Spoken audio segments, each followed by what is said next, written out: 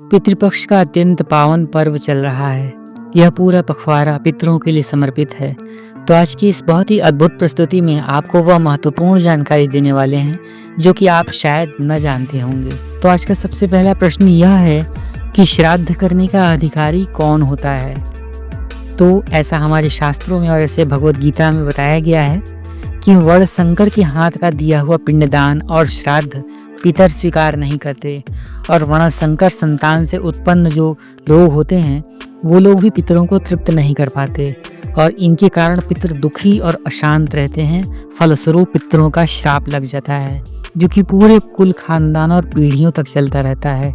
शास्त्रों में ऐसा बताया गया है कि 7 पीढ़ियों तक पितृदोष चलता रहता है और वो कभी समाप्त नहीं होता। पितृदोष की शांति कराई जा सकती है लेकिन पितृदोष समाप्त नहीं होता है। पितृदोष या फिर पितरों की अशांति के कारण परिवार में, कुल में दुख, अशांति और तनाव बना रहता है।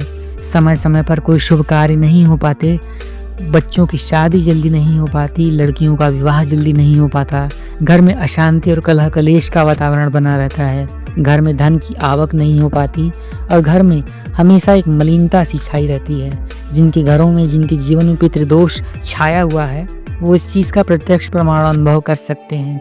उनके चेहरे पर मलिनता छाई रहती है, मन शांत नहीं रहता है, घर में कलह कलेश तो होता ही रहता है, संतानें अपने पिता की बात, अपने माता की बात नहीं मानती हैं। यह सिद्ध प्रमाण है।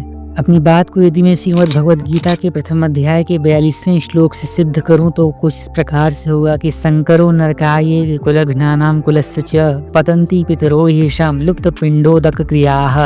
अर्थात वर्णशंकर कुलघातियों को और कुल को नरक में ले जाने वाला ही होता है। श्राद्ध और तर्पण न मिलने से इन कुलघातियों की पितर भी अधोगति को ही प्राप्त होते हैं। वर्णशंकर उसे कहते हैं जब एक जाति की पिता अथवा माता की दूसरी जाति की पिता अथवा माता के माध्यम से कोई संतान संयोग से उत्पन्न होती है तो उस उत्पन्न संतान को वर्णशंकर कहा जाता है। वर्णशंकर एक जाति की पिता के दूसरी जाति की माता से उत्पन्न इस संतान को वर्णशंकरता का दोष भी लगता है और इससे पितरों का भी उद्धार नहीं हो पाता। इसे सबसे बड़ा पाप माना गया है। वहीं श्री रामचरितमानस में भी यह कहा गया है कि वर्ण धर्म नहीं आश्रमचारी, श्रुति विरोधरत सब नर नारी, कि जहाँ पर वर्ण धर्म और आश्रमों का कोई व्यवस्था नहीं रह जाएगी, बस वहीं पर सभी लोग श्रुति और संतों का विरोध करने लगेंगे और इसी प्रकार से कलयुग का भी प्रभाव बढ़ता जाएगा। वहीं महाभारत के अनुशासन पर्व के अंतर्गत दान धर्म के पर्व में भी यह आता है। अर्थाल्लो भाद्रा कामाद्रा वर्णानाम चाप्य निश्चयात अज्ञानाद्वापि वर्णानाम जायते वर्णशंकरः तेषामेतेन विधीनाम जातानाम वर्णशंकरे। संस्कृत के शब्दों से हिंदी में रूपांतरण किया जाए तो अर्थात धन पाकर या धन के लोभ में आकर अथवा कामना के वशीभूत होकर जब उच्च वर्ण की स्त्री नीच वर्ण के पुरुष के साथ संबंध स्थापित कर लेती है, अथवा इसके विपरीत यदि कोई उच्च वर्ण का पुरुष नीच वर्ण की स्त्री के साथ संबंध स्थापित करता है तो उससे वर्णशंकर संतान उत्पन्न होती है। वर्ण का निश्चय अथवा ज्ञान न होने से भी वर्णशंकर की उत्पत्ति होती है। ऐसा महाभारत के दान धर्म के पर्व के श्लोक 48 के 1 से 12 में बताया गया है। वहीं श्राद्ध काल में शरीर, द्रव्य, स्त्री, भूमि, मंत्र, मन और ब्राह्मण ये 7 चीजें विशेष रूप से शुद्ध होनी चाहिए। श्राद्ध में 3 बातों को विशेष रूपेण ध्यान रखना चाहिए। पहली है शुद्धि, दूसरा है अक्रोध और तीसरा है अत्वरा, यानी जल्दबाजी नहीं करनी चाहिए। श्राद्ध में कृषि और वाणिज्य का धन उत्तम रूप से माना जाता है। वहीं उपकार के बदले दिया गया धन मध्यम और ब्याज एवं छलकपट के जरिए कमाया गया जो धन होता है उसे अधम अथवा नीच माना जाता है।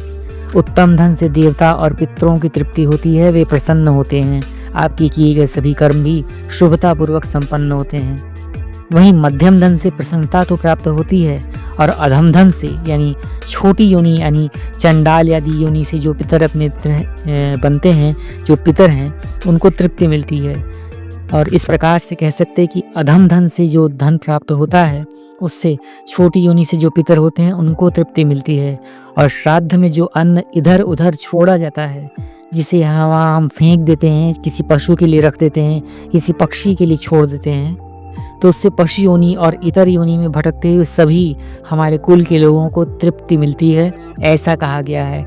बस यही एक कारण है कि जब आप और हम अपने छतों पर अपने किसी शुभ स्थान में जाकर या फिर किसी गौ को देखकर या किसी कुत्ते को देखकर कुछ अन्न देते हैं, जिससे वो पशु खाकर, वो पक्षी खाकर हमारे पितरों की तृप्ति के कारण बनते हैं। श्राद्ध के दिन श्रीमद् भागवत गीता के 7वें अध्याय का महात्म्य पढ़कर पूरे अध्याय का पाठ करना चाहिए और उसका फल मृतक आत्मा को अर्पण करना चाहिए। इस प्रकार से यदि आप कोई कर्म करते हैं तो उसका फल निश्चित रूपेण मिलता है। और श्रीमद् भागवत गीता की इस अध्याय का पाठ करने से, श्रीमद् भागवत गीता के सभी अध्यायों का पाठ अध्ययन सुमन करने से पितरों को तृप्ति मिलती है, पितरों को शांति प्राप्त होती है। यह प्रत्यक्ष प्रमाण है।